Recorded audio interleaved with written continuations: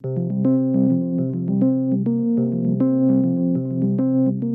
to the CyberWire's Word Notes podcast, brought to you by Tanium, endpoint management and security for today's remote work world.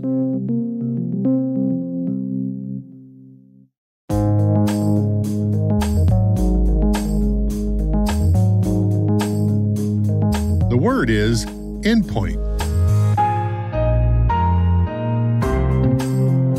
Spelled E as in email, N as in noob, D as in device, P as in ping, O as in overflow, I as in infinite, N as in no-op, and T as in Thomas.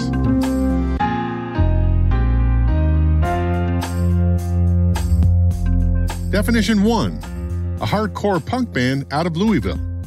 Definition 2. A recursive definition. A device connected to a network that accepts communications from other endpoints like laptops, mobile devices, IoT equipment, routers, switches, and any tool on the security stack.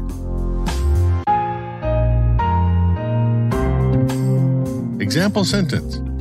Most organizations have a large number of endpoints connected in their networks.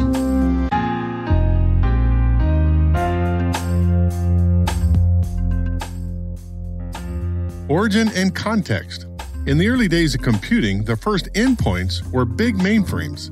By the 1970s, researchers began experimenting with self-replicating code distributed to those endpoints via their common networks, like the creeper worm written by Bob Thomas in 1971. By the 1980s, personal computers had entered the market, and in 1986, the brain boot sector virus started to propagate. According to Daniel Snyder at Info Carnivore, Brain Boot came with contact information for the authors who created it. It was a simpler time. By the late 1980s, the first antivirus programs started appearing as freeware or shareware tools.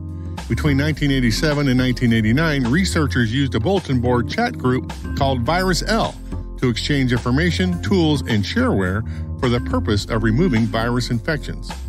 By the early 1990s, personal computers, the new endpoints, became common office tools, and commercial antivirus vendors cater both to the home user and business IT shops. But it was clear at this point that endpoints must be protected in cyberspace.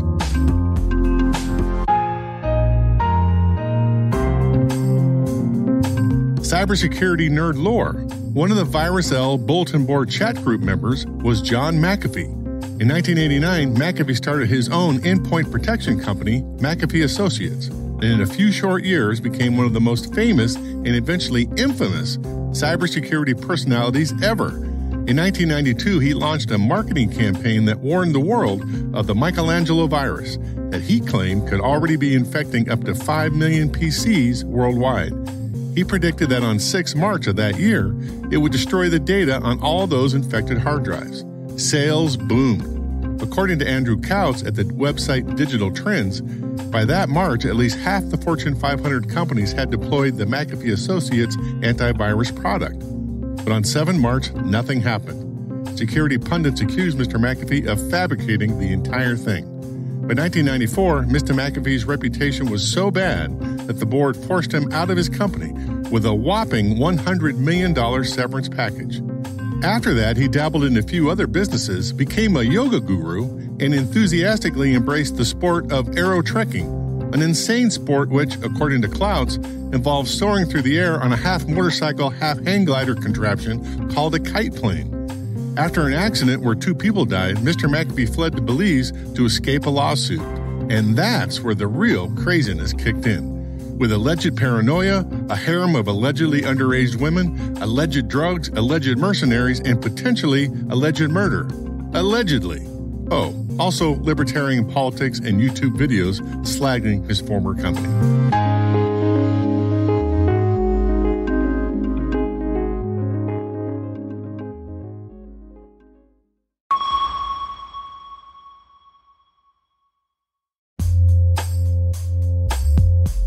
This CyberWire Word Notes podcast is made possible by Tanium. At Tanium, they know that in a distributed world, both business operations and agencies' missions increasingly begin at the endpoint. Tanium provides unified endpoint management and security for the most demanding IT environments. Their approach decentralizes data collection, aggregation, and distribution down to the endpoint, delivering transformational scale, speed, and reliability across your distributed workforce. Learn why the Department of Defense and half of the Fortune 100 trust Tanium at www.tanium.com.